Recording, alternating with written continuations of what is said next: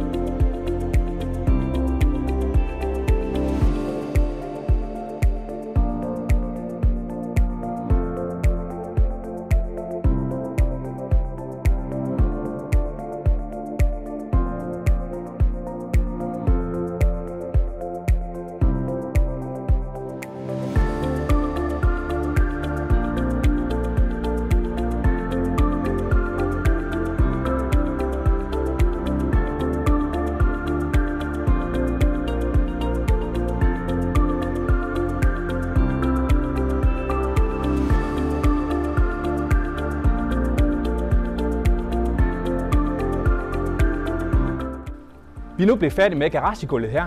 Det har taget 2 timer at lave 20 kvadratmeter, så egentlig super simpelt.